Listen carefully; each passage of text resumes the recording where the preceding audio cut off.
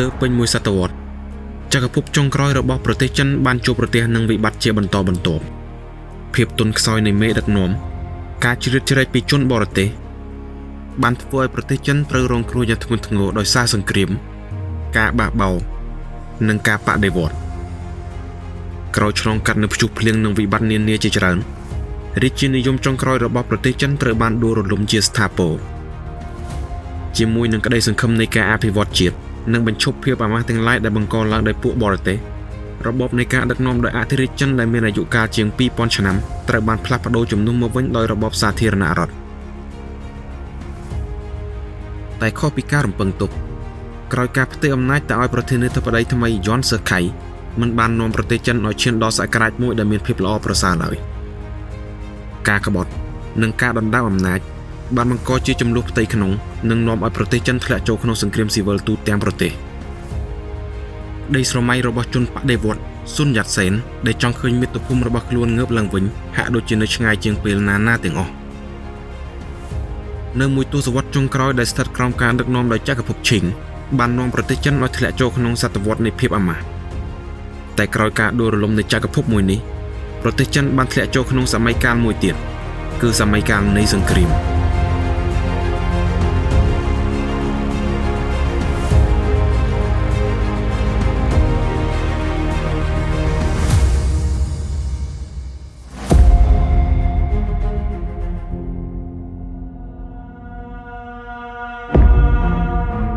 ប្រទេសចិនឆ្នាំ 1912 នៅថ្ងៃទី 12 កុម្ភៈអធិរាជពូអ៊ីបានប្រកាសដាក់រាជចក្រភពឈីងត្រូវបានដួលរលំហើយប្រទេសចិនត្រូវស្ថិតក្រោមការដឹកនាំដោយរដ្ឋាភិបាលសាធារណរដ្ឋ3ថ្ងៃក្រោយមកយន់សឺខៃត្រូវបានតែងតាំងជាប្រធានាធិបតីបណ្ដោះអាសន្ននៃសាធារណរដ្ឋចិនប៉ុន្តែស្ទើរតែភ្លាមបន្ទាប់ពីការកាន់តំណែងក្រុមអ្នកបដិវត្តន៍ចាប់ផ្ដើមមានការមិនពេញចិត្តដោយសារមជ្ឈតារបស់ប្រធានាធិបតីថ្មីនេះហាក់មានការចាក់ឆ្ងាយពីគោលនយោបាយរបស់គេដើម្បីជាការទប់ទល់ស៊ុនយ៉ាត់សេននិងសមាជិកដទៃទៀតបានបង្កើតគណៈបកហ្គមិនតាំងដែលជាការវិវត្តខ្លួននៃក្រុមថុងមឹងហួយការបោះឆ្នោតត្រូវបានធ្វើឡើងនាពេលចុងឆ្នាំដែលជាព្រឹត្តិការណ៍បោះឆ្នោតជាតិលើកដំបូងបំផុតមិនធ្លាប់មានលើទឹកដីចិនប្រជាជនត្រឹមប្រមាណ 5% ប៉ុណ្ណោះត្រូវបានអនុញ្ញាតឲ្យចូលរួមធ្វើការបោះឆ្នោតនៅក្នុងសភាគណៈបកហ្គមិនតាំងបានយកឈ្នះដោយសម្លេងស្ទើរតែពាក់កណ្ដាលនៅក្នុងសភាថ្មីមួយនេះលោកសុងជៀវយិនសមាជិកមកពីគណៈបកហ្គមិនតាំងគឺជាមនុស្សដែលមានលទ្ធភាពជាងគេដែលនឹងត្រូវតែងតាំងជានាយករដ្ឋមន្ត្រីក្នុងខែមីនាឆ្នាំ 1913 លោកសុងជៀវយិនត្រូវបានគេលួចបាញ់សម្លាប់នៅស្ថានីយ៍រថភ្លើងទីក្រុងសៀងហៃនៅពេលដែលគាត់ត្រៀមធ្វើដំណើរទៅកាន់ទីក្រុងប៉េកាំងដើម្បីទទួលតំណែងបើទោះបីជាគ្មានភស្តុតាងបញ្ជាក់ពីការធ្វើឃាតនេះក៏ដោយតែមនុស្សជាច្រើនជឿជាក់ថាការស្លាប់របស់គាត់មានពាក់ព័ន្ធនឹងប្រធានាធិបតីយន់នៅឆ្នាំបន្ទាប់ការប្រជុំមុខដាក់គ្នាបានកើតឡើងសារជាថ្មីរវាងក្រុមហ្គមិនតាំងនិងរដ្ឋាភិបាលប៉ៃយ៉ាងរបស់យន់សឺខៃដែលក្រោយមកវាបានរាលដាលទៅជាការតទល់គ្នាដោយប្រដាប់អាវុធប៉ុន្តែដោយសារកងទ័ពប៉ៃយ៉ាងរបស់យន់សឺខៃមានកម្លាំងខ្លាំងពេកកងទ័ពហ្គមិនតាំងត្រូវទទួលបរាជ័យហើយស៊ុនយ៉ាត់សេនបានភៀសខ្លួនទៅកាន់ប្រទេសជប៉ុនយន់សឺខៃទទួលបានអំណាចពេញសិទ្ធិលុបបំបត្តិសភានិងបង្កើតរដ្ឋធម្មនុញ្ញថ្មីដោយខ្លួនឯងប្រទេសចិនបានធ្លាក់ចូលទាំងស្រុងដោយការដឹកនាំដោយរបបយោធានិយមផ្ដាច់ការទោះជាយ៉ាងណាប្រធានាធិបតីថ្មីនេះមិនអាចដោះស្រាយវិបត្តិនានាដែលសល់តាំងពីសម័យចក្រភពឈីងឡើយហើយដោយសារតែមានគំនិតចាស់ឬក្នុងរបបរាជានិយមដែលគាត់ធ្លាប់ធ្វើជាមន្ត្រីរាជការគាត់មានជំនឿថាប្រជាជនចិនមិនទាន់អាចទទួលបានការដឹកនាំថ្មីបានឡើយមានតែការដឹកនាំតាមបែបរាជានិយមតែប៉ុណ្ណោះទើបអាចថែរក្សាស្ថិរភាពប្រទេសបានគាត់ក៏មានគំនិតចង់បង្កើតរបបរាជានិយមសារជាថ្មីនៅខែធ្នូឆ្នាំ 1915 យន់សឺខៃបានប្រកាសតែងតាំងខ្លួនជាអធិរាជហុងសៀននៃចក្រភពចិនហើយ4ឆ្នាំបន្ទាប់ពីការដួលរលំនៃចក្រភពឈីងចិនក៏បានវិលត្រឡប់ទៅរករបបរាជានិយមផ្ដាច់ការសារជាថ្មីតែផ្ទុយពីការគិតមិនមាននរណាម្នាក់គ្រប់គ្រងឲ្យមានការបង្កើតរបបរាជានិយមឡើងវិញឡើយក្រៅតែពីមន្ត្រីចំណិតរបស់គាត់ផ្ទាល់ការប្រឆាំងបានកើតឡើងនិងសូម្បីតែមន្ត្រីដែលធ្លាប់គ្រប់គ្រងយន់សឺខៃពីមុនភាគច្រើនបានទាមទារឲ្យលុបចោលនៅរបបថ្មីនេះដែរឆ្លងកាត់ព្រឹត្តិការណ៍ទាំងនេះបូករួមនឹងសម្ពាធចង់ឲ្យគាត់ដោះស្រាយនៅបញ្ហាជាតិដ៏ស្មុគស្មាញផងយន់សឺខៃបានធ្លាក់ខ្លួនឈឺនិងទទួលមរណភាពនៅថ្ងៃទី 6 ខែមិថុនាឆ្នាំ 1916 ប្រទេសចិនបានវិលត្រឡប់ទៅរកភាពវឹកវរសារជាថ្មី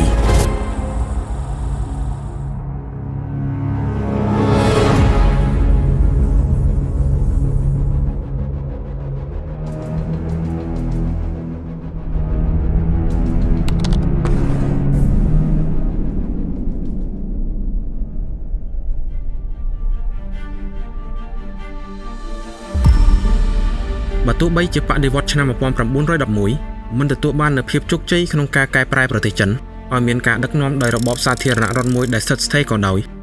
តែវាហាក់ដូចជាបានបើកផ្លូវឲ្យជនជាតិចិនចាប់ផ្ដើមចាប់អារម្មណ៍និងយល់ដឹងពីផ្នត់គំនិតថ្មីៗនៃនយោបាយក្រៅប្រទេស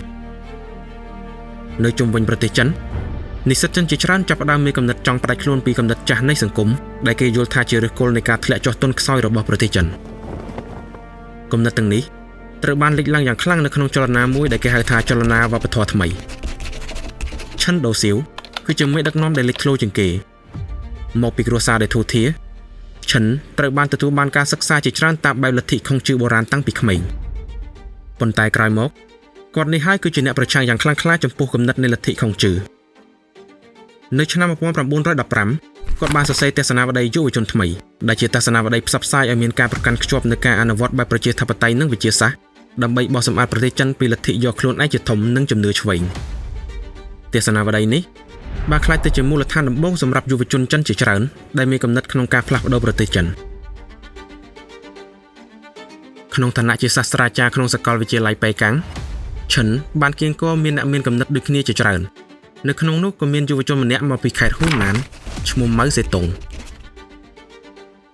នៅក្នុងគំនិតនៃក្រុមចលនាវប្បធម៌ថ្មីពួកគេបានបដិសេធទាំងស្រុងទៅលើវប្បធម៌នៃលទ្ធិខុងជឿហើយជំនួសមកវិញ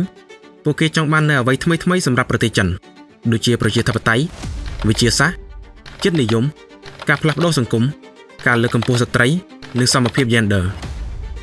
ហើយនៅក្នុងរយៈពេលដ៏ខ្លីខាងមុខគំនិតរបស់ពួកគេនឹងត្រូវបានសាយភាយពីពេញប្រទេសនៅឆ្នាំ1919សង្គ្រាមលោកលើកទី1ត្រូវបានបញ្ចប់កំឡុងពេលសង្គ្រាមចិនស្ថិតនៅជាមួយនឹងក្រុមសម្ព័ន្ធមិត្តដែលជាក្រុមដែលឈ្នះដែលបានបញ្ជូនជនជាតិចិនជាង 140,000 នាក់ឲ្យចូលរួមជាកម្លាំងពលកម្មនៅតំបន់អឺរ៉ុបក្រោមការចូលរួមមួយនេះចិនសង្ឃឹមថានឹងទទួលបាននូវការគ្រប់គ្រងរបស់ខ្លួនមកវិញនៅក្នុងតំបន់សានតុងដែលស្ថិតក្រោមការគ្រប់គ្រងរបស់អាល្លឺម៉ង់ផ្ទុយមកវិញទឹកដីមួយនេះត្រូវបានប្រគល់បន្តទៅឲ្យសមាជិកប្រទេសសម្ព័ន្ធមិត្តមួយទៀតគឺជប៉ុនកំហឹងពីសំណាក់ប្រជាជនចិនចាប់ផ្ដើមកើតមានឡើងនៅថ្ងៃទី4ខែឧសភានិស្សិតជាង 3,000 នាក់បានទៅប្រមូលផ្ដុំគ្នាតវ៉ានៅទីលានធានអានមិនដែលជាច្រកចូលទៅក្នុងព្រះបរមរាជវាំង The Forbidden City ក្រោមការរងនៃឥទ្ធិពលរបស់ចលនាវប្បធម៌ថ្មីការតវ៉ាបានរីករាលដាលយ៉ាងឆាប់រហ័សដើម្បីប្រឆាំងនឹងរដ្ឋាភិបាលដែលអសមត្ថភាពនិងប្រទេសលោកខាងលិចដែលក្បត់នឹងប្រទេសចិនម្ដងហើយម្ដងទៀតការតវ៉ាហាក់ដូចជាទទួលបានលទ្ធផលតិចនៅដើមដំបូងប៉ុន្តែដង្ហើមនៃអនាគតរបស់ប្រទេសចិនចាប់ផ្ដើមលេចរូបរាងសារជាថ្មីអ្នកតវ៉ាមួយចំនួនចាប់ផ្ដើមបាត់បង់ជំនឿលើលទ្ធិសេរីនិយមរបស់ពួកលោកខាងលិចហើយមួយចំនួនចាប់ផ្ដើមមានការចាប់អារម្មណ៍ទៅលើលទ្ធិម៉ាក់លេនីនដែលទើបតែទទួលភាពជោគជ័យក្នុងការផ្ដួលរំលំរបបរាជានិយមនិងបង្កើតសហភាពសូវៀតនៅក្នុងឆ្នាំ1917នៅរុស្ស៊ីនៅក្នុងឆ្នាំ1921លោកឈិនដូសៀវនិងមនុស្សម្នាក់ទៀតគឺលោកលីតាចៅបានប្រកាសបង្កើតបកកុម្មុយនីសចិននៅក្នុងតំបន់សម្បទានបារាំងក្នុងទីក្រុងសៀងហៃនៅខែកក្កដាឆ្នាំដដែលសមាជបកលើកដំបូងនៃគណៈបកកុម្មុយនីសចិនបានធ្វើឡើងដោយសម្ងាត់នៅទីនោះក្រោមការចូលរួមដោយសហស្ថាបនិកចំនួន13រូបដែលក្នុងនោះក៏មានផងដែរមនុស្សដែលនឹងលេចធ្លោខ្លាំងនាពេលអនាគតគឺយុវជនម៉ៅសេតុងបើទោះបីជាមានសមាជិកតិចតួចនិងមានការរំខានដោយក្រុមប៉ូលីសបារាំងឲ្យរត់គេចខ្លួនជាច្រើនដងក្តីប៉ុន្តែគំនិតបដិវត្តន៍របស់គណៈបកកុម្មុយនីសចិនមានភាពរឹងមាំនិងមានការបដិញ្ញាយ៉ាងខ្លាំងក្លាក្នុងការផ្លាស់ប្ដូរប្រទេសចិននាពេលខាងមុខ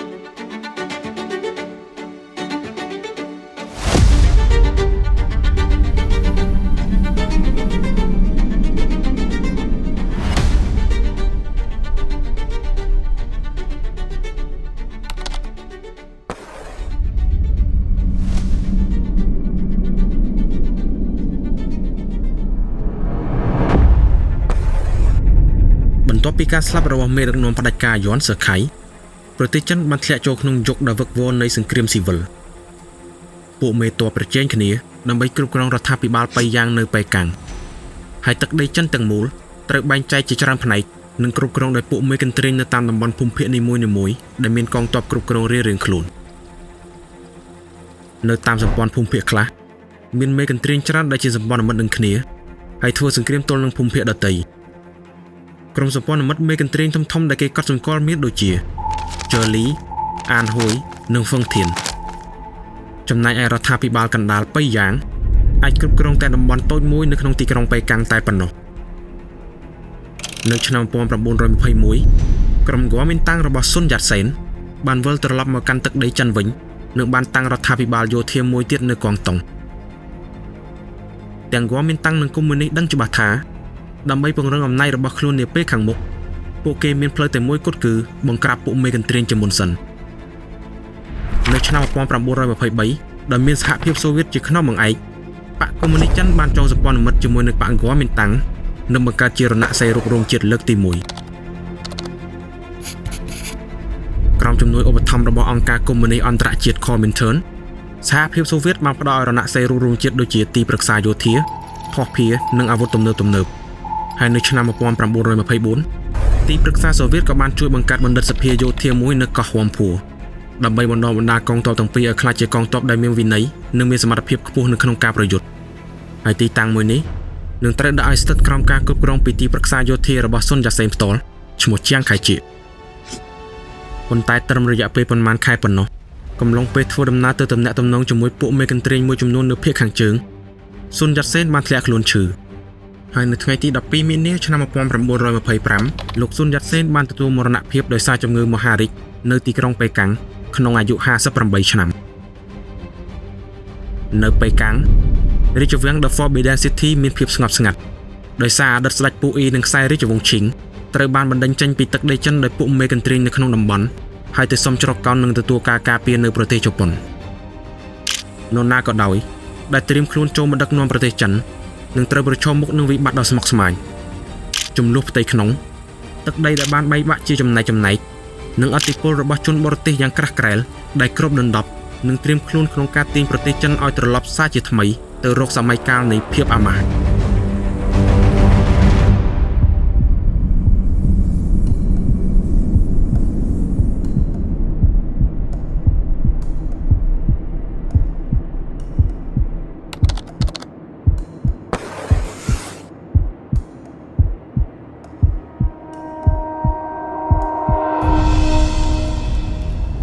ឆ្នាំ1925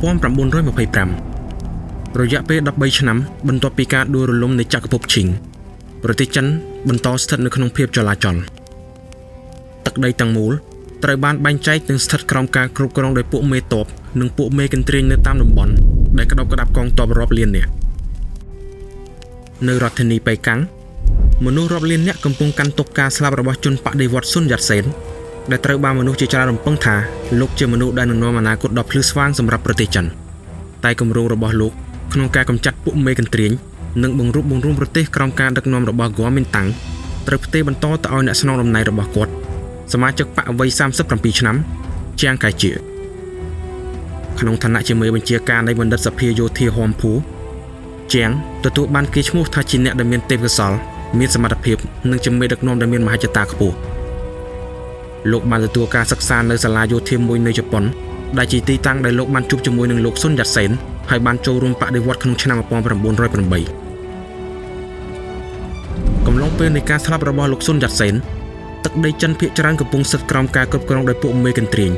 ដែលភាគច្រើនសុទ្ធសឹងតែជាក្រុមមេតបដែលធ្លាប់ស្ថិតក្រោមការគ្រប់គ្រងដោយរដ្ឋាភិបាលប៉ៃយ៉ាងមុនពេលនៃការស្លាប់របស់យួនសឺខៃ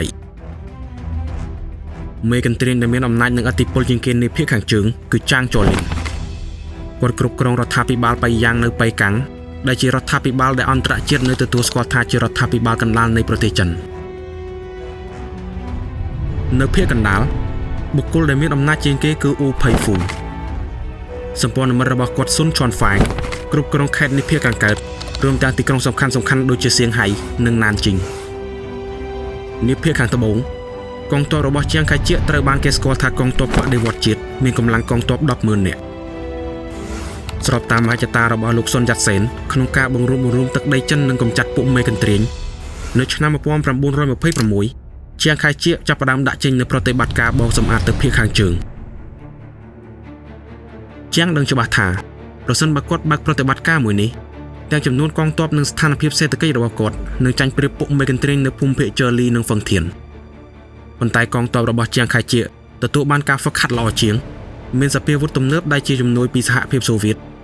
បូករួមជាមួយនឹងមេកន្ទ្រីងតាមភូមិភាគដែលជាសម្ព័ន្ធមិត្តដូចជាលីចុងរិនហ្វឹងយូសៀងនិងយៀនស៊ីសាននៅខែកក្កដាឆ្នាំ1926ការប្រយុទ្ធបានចាប់ផ្ដើមរយៈពេល1ខែដំបូងប្រតិបត្តិការបោសសម្អាតទឹកភាគខាងជើងរបស់លោកទទួលបាននូវជ័យជំនះយ៉ាងខ្លាំងក្លាត្រឹមខែមេសាឆ្នាំ1927គួរមានតាំងបានវាយលុកនិងគ្រប់គ្រងបានទីក្រុងសំខាន់ៗរួមមានវូហានសៀងហៃនិងណានជីងដំបូងមានអ៊ូផៃហ្វូនិងបន្ទាប់មកស៊ុនឆាន់ហ្វាញ់បានទទួលបរាជ័យនិងដកថយចេញពីតំបន់ដែលពួកគេគ្រប់គ្រងចាងជ័រលីនគឺជាមេកន្ទ្រីងតែម្នាក់គត់ដែលនៅឈរជើងតតាំងជាមួយនឹងកងទ័ពបដិវត្តជាតិរបស់ជាងខែជាខណៈដែលមេកន្ទ្រីងដទៃទៀតបានចោះចាញ់ហើយខ្លះបានចងសម្ព័ន្ធមិត្តជាមួយនឹងគណៈបកហ្គមមីនតាំងកងទ័ពហ្គមមីនតាំងបានបន្តកើនឡើងជាលំដាប់ដល់ជាង 70,000 នាក់និងបន្តធ្វើដំណើរឆ្ពោះទៅមុខជ័យជំនះក្នុងការបង្រួបបង្រួមចិនតែមួយហាក់ដូចជាចាប់ផ្ដើមលេចរូបរាងបន្តិចម្ដង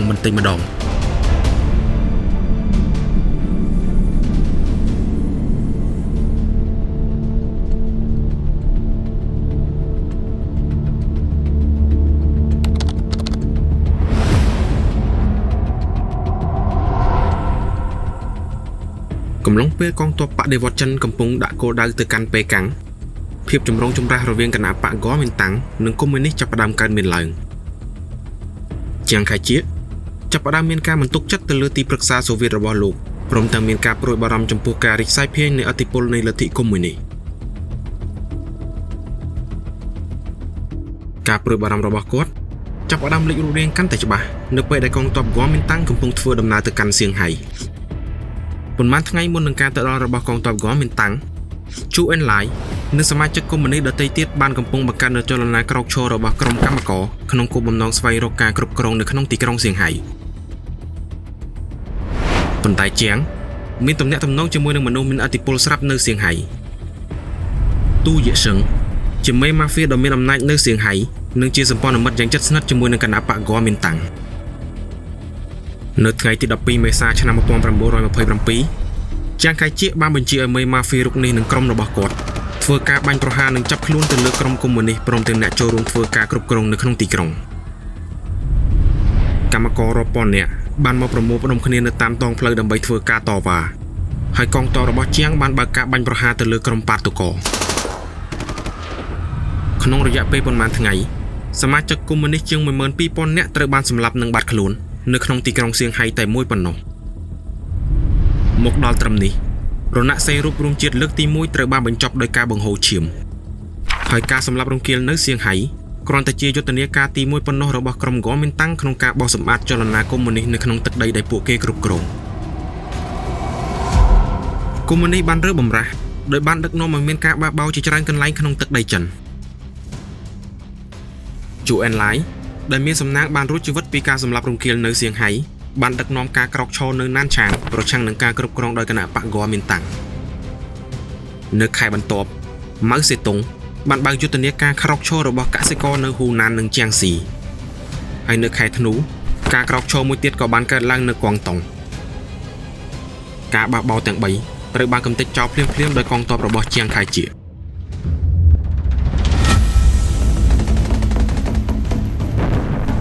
ខណៈដែលកុម្មុយនីសកំពុងតស៊ូនឹងការប្រយុទ្ធប្រតិបត្តិការបោសសម្អាតទឹកភាគខាងជើងរបស់កងទ័ពហ្គមមីនតាំងនៅតែបន្តទៅមុខ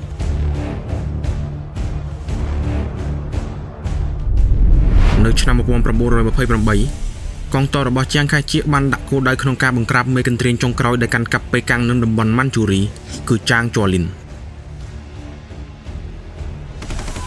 ត្រឹមខែមិថុនាកងទ័ពរបស់ហ្គមមីនតាំងបានវាយលុកនិងចូលកាន់កាប់ទីក្រុងប៉េកាំងដែលជារាជធានីចាស់របស់ចក្រភពឈីងចាងជ័រលីនបានដកថយឆ្លងកាត់មហាកំផែងចិនទៅកាន់តំបន់ម៉ាន់ជូរីទឹកដីដែលស្ថិតក្រោមឥទ្ធិពលរបស់ជប៉ុនដែលមានមូលដ្ឋានទ័ពនៅឧបទ្វីបលាវតុងធ្លាប់ទុកចិត្តនឹងផ្ដល់ជំនួយឲ្យចាងជ័រលីនពីមុន ប៉ុន្តែបន្ទាប់ពីបរាជ័យរបស់គាត់ជប៉ុនចាប់ផ្ដើមយល់ថាចាងលែងមានប្រយោជន៍សម្រាប់ពួកគេទៀតនៅតាមផ្លូវរថភ្លើងដែលចាងចរលៀនកំពុងធ្វើដំណើរជប៉ុនបានបង្កាយគ្រាប់បែកបំផ្ទុះសម្លាប់ចាងនៅថ្ងៃទី4 ខែមិថុនាឆ្នាំ 1928 ជប៉ុនរំពឹងលទ្ធផលល្អជាងនេះពីអ្នកស្នងតំណែងបន្ទាប់គឺកូនប្រុសអាយុ 27 ឆ្នាំរបស់គាត់ចាងសៀលៀងប៉ុន្តែឧត្តមសេនីយ៍វ័យក្មេងរូបនេះមានគំនិតនិងមនសិការផ្ទាល់ខ្លួនរបស់គេនៅខែកក្កដាឧត្តមសេនីយ៍ចាងបានបើកការចរចាជាមួយនឹងគណៈបកហ្គមមីនតាំងជាការឆ្លើយតបគាត់ទទួលបាននូវការគ្រប់គ្រងទាំងស្រុងទៅលើទឹកដីរបស់ឪពុកគាត់នៅភាគឦសានប្រទេសចិននៅទីបំផុត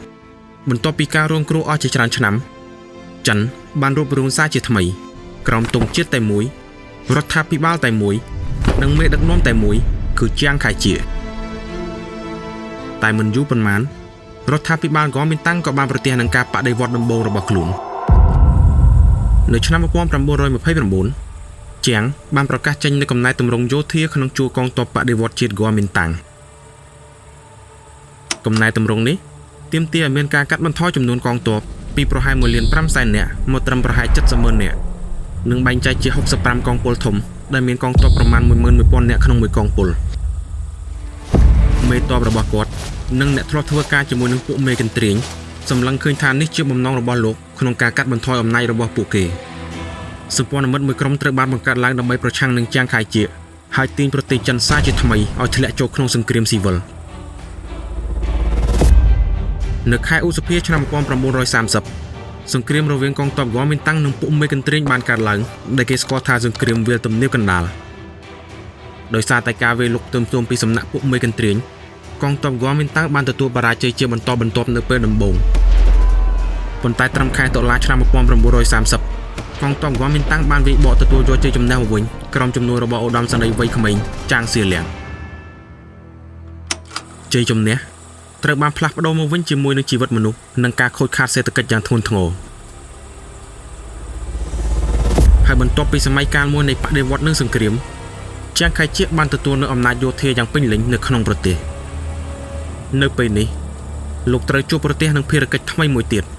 ក្នុងការកែប្រែសាធារណរដ្ឋចិនមួយនេះឲ្យរួបរวมជារដ្ឋឯករាជ្យនិងក្លាយជាប្រទេសដែលខ្លាំងក្លាមួយដូចចិនកាលពីអតីតកាលមកវិញ